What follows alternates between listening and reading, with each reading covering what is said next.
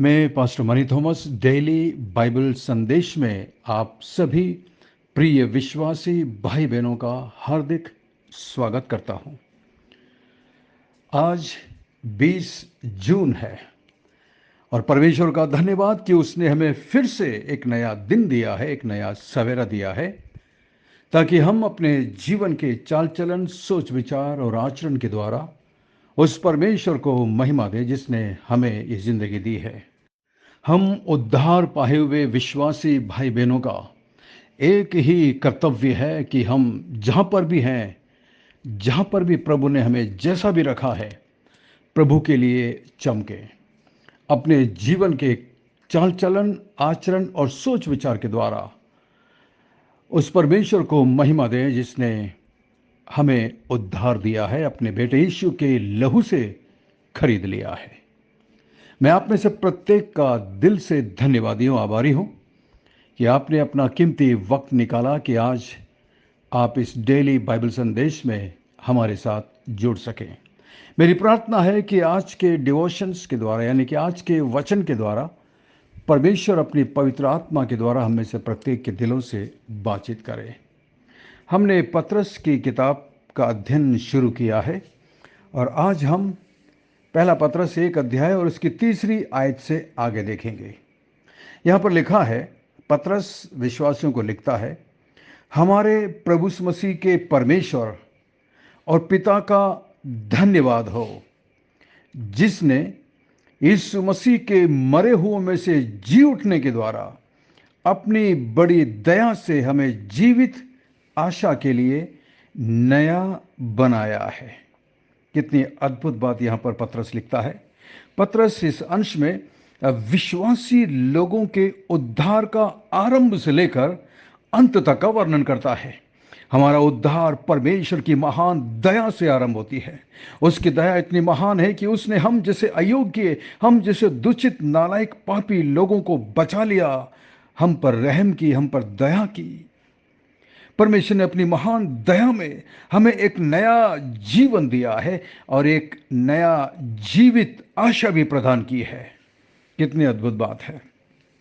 हमारे पास जीने का एक मकसद है, एक उद्देश्य है, हमारे पास एक आशा है और उस आशा के सहारे हम इस मसीह जीवन को जीते हैं। कोई पूछे कि आप एक मसीह क्यों हैं, तो मैं कह सकता हूं, मेरे पास एक जीवित आशा है। कई लोग ऐसे हैं जिनके पास जीने की कोई आशा नहीं है। उनसे पूछो तो कहते हैं बस आज है, कमा रहे, खा रहे, कल मर जाएंगे, उसके बाद क्या मालूम। लेकिन हम मसीहों के साथ ऐसा नहीं है। हमारे पास जीने का एक मकसद है, एक उद्देश्य है, एक जीवित आशा है। मैं क्यों जी रहा हूं? मैं इसलिए जी रहा हूं कि मेरे जीवन से परमेश्वर को महिमा मिले, मेरे जीवन से दूसरे कई लोग यीशु के पास आ सके, मेरे जीवन से और भी लोग नरक जाने से बच जाएं। ये मेरे जीने का मकसद है और मेरे अंदर एक आशा है कि एक दिन जब मैं संसार को छोड़ूंगा, मुझे इस मसीह जीवन जीने का प्रतिफल मिलेगा, मुझे रिवॉर्ड मिलेगा। मेरे लिए स्वर्ग में एक अद्भुत जगह तैयार की गई है जहां पर मैं अनंत काल के लिए वास करूंगा। ये मेरे पास एक जीवित आशा है जो बहुत सारे लोगों के पास नहीं है, जो अलग अलग धर्म के हैं। और इसीलिए उसने मुझे नया जन्म दिया है, मुझे बचा लिया, मुझे उद्धार दिया है। सच में आप और मैं कितने धन्य लोग हैं। यीशु मसीह के मृतकों में से जी उठने के कारण हम सब मसीह लोग भी एक दिन मृतकों में से जी उठेंगे, कब्र से बाहर निकलेंगे। हम मृत्यु पर विजय प्राप्त करेंगे तथा उस उत्तराधिकार को प्राप्त करेंगे जो ना कभी नाश होगा और ना कभी फीका होगा, ना कभी खराब होगा। अर्थात अनंत जीवन को हम प्राप्त करेंगे। हमारे लिए यह उत्तराधिकार स्वर्ग में रखा हुआ है। परमेश्वर सब लोगों को उत्तम वरदान देता है, लेकिन वो इस उत्तराधिकार को केवल अपने संतान को देता है। ये हरेक मनुष्यों के लिए नहीं है, उनके लिए नहीं है, विशेषकर जिन्होंने अभी तक पाप में जीवन बिता रहे हैं और जिन्होंने यीशु मसीह पर अभी तक विश्वास नहीं किया।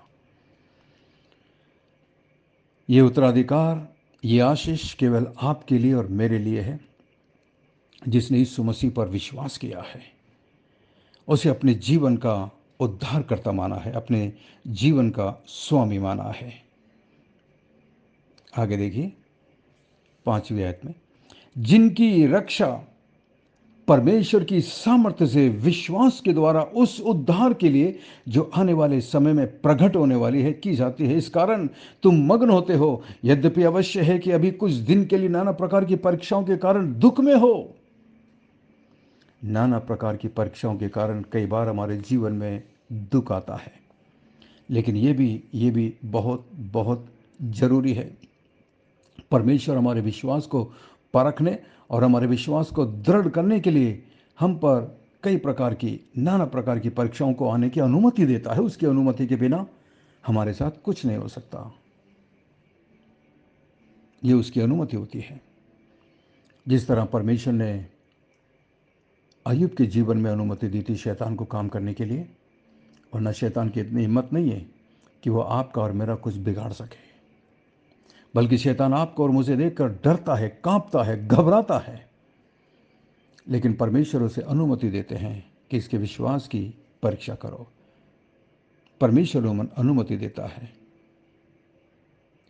जिस प्रकार स्वर्ग या जिस प्रकार सोने को आग में ताया जाता है और शुद्ध किया जाता है, उसी प्रकार हमारे विश्वास को परीक्षा के द्वारा शुद्ध किया जाता है। परमेश्वर परीक्षाओं के माध्यम से बताता है कि हमारा विश्वास सच्चा है या सच्चा नहीं है। परीक्षा के द्वारा हमें पता चलता है। ये परीक्षाएं हमारे नुकसान के लिए नहीं है। कई लोग जिसे सोचते हैं, अरे परमेश्वर ने पता नहीं क्यों मेरे जीवन में ये आने दिया, मैंने क्या गलती की है, उनको देखो वो कितने अच्छे हैं, उनको देखो, और इस तरीके से बुड़बुड़ाते हैं, कुड़कुड़ाते हैं, जिससे परमेश्वर प्रसन्न नहीं होता। ये परीक्षा हमारे नुकसान के लिए नहीं है, बल्कि हमारी भलाई के लिए है, हमें और दृढ़ बनाने के लिए, हमें और शुद्ध करने के लिए है। हमारे परखे जाने के बाद अगर हमारा विश्वास सच्चा प्रमाणित होता है तो हम प्रशंसा, आदर और महिमा प्राप्त करेंगे।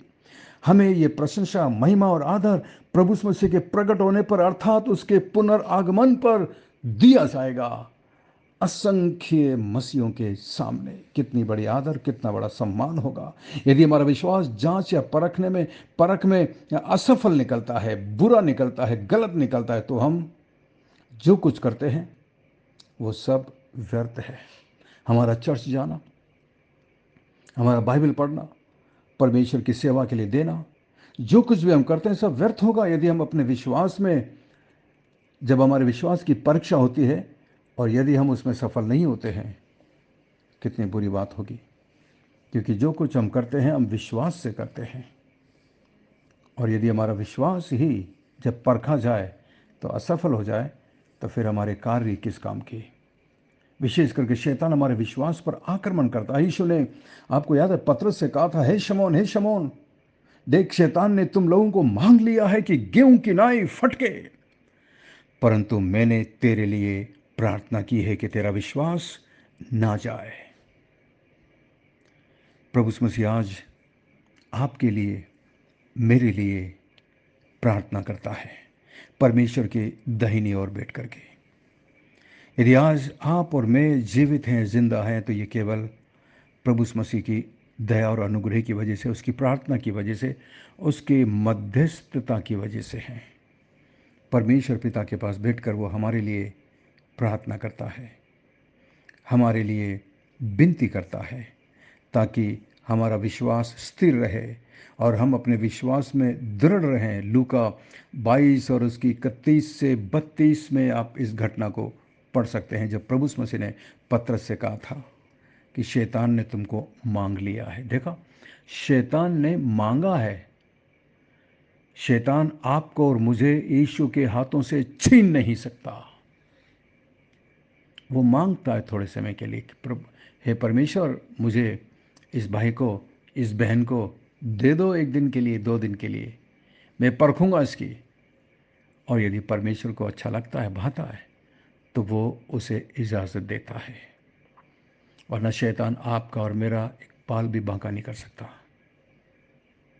आप परमेश्वर की संतान हैं, आप उद्धार पाए हुए हैं, आप उसकी मुट्ठी में हैं। यीशु मसीह ने कहा, मेरी भेड़ें मेरे हाथ में हैं, मेरे हाथ से इन्हें कोई छीन नहीं सकता।